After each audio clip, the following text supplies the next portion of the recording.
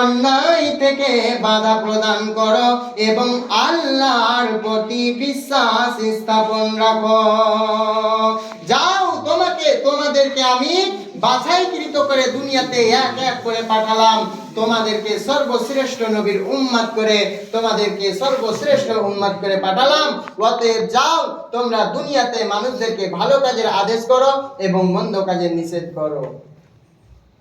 সম্মানিত শ্রোতা মণ্ডলী, আল্লাহ তাবারক ওয়া তাআলার নির্দেশ দেখছেন, তিনি আমাদেরকে অর্থাৎ উম্মতে মুহাম্মাদির মধ্যে একটি জামাত তৈরি করতে বলেছেন, যেই জামাতটি শুধু হবে মানুষদেরকে কল্যাণের দিকে আহ্বান করা, মানুষদেরকে ভালোর দিকে ডাকা, মানুষদেরকে ভালো কাজের আদেশ করা এবং অন্যায় কাজ থেকে বাধা প্রদান করার জন্য।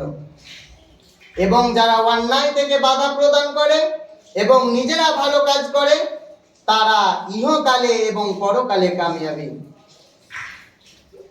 কিন্তু দুঃখের বিষয়, আজকে আমরা এই কাজ দেখলে পিছু পা হয়ে যাই।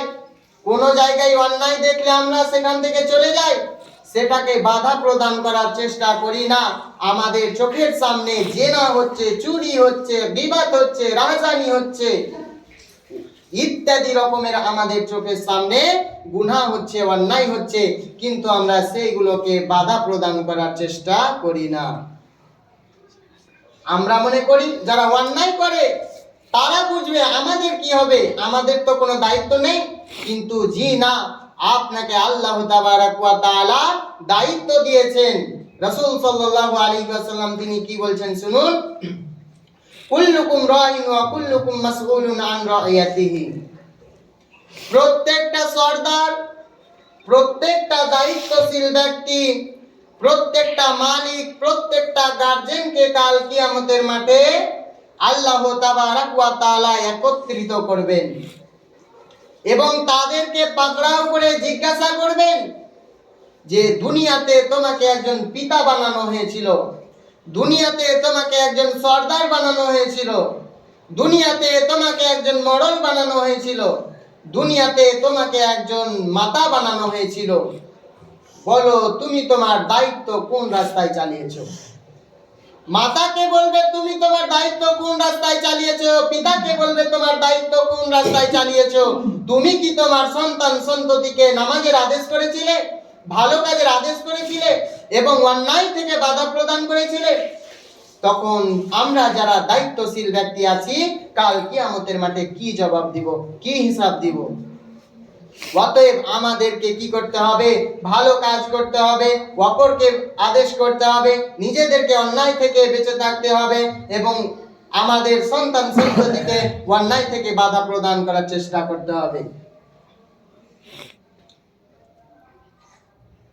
কাল কিয়ামতের মাঠে আল্লাহ তাবারক ওয়া তাআলা সবাইকে জাহান্নামে দিবেন, যারা ভালো কাজ করে না এবং যারা মানুষদেরকে ভালো কাজের আদেশ করে না এবং যারা অন্যায় থেকে বেঁচে থাকে না এবং অপরকে অন্যায় থেকে বাধা প্রদান করার চেষ্টা করে না।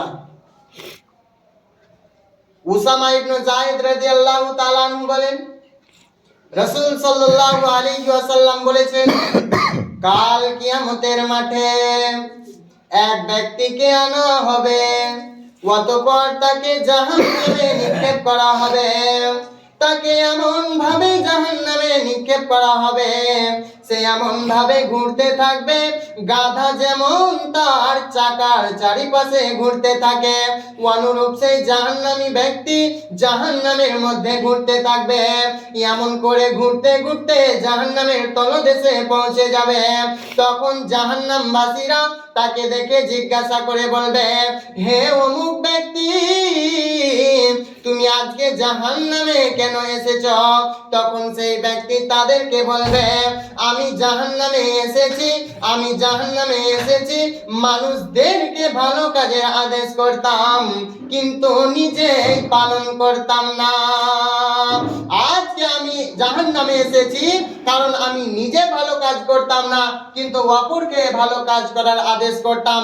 নিজে অন্যায় থেকে বেঁচে থাকতাম না, কিন্তু অপরকে অন্যায় থেকে বাধা প্রদান করতাম।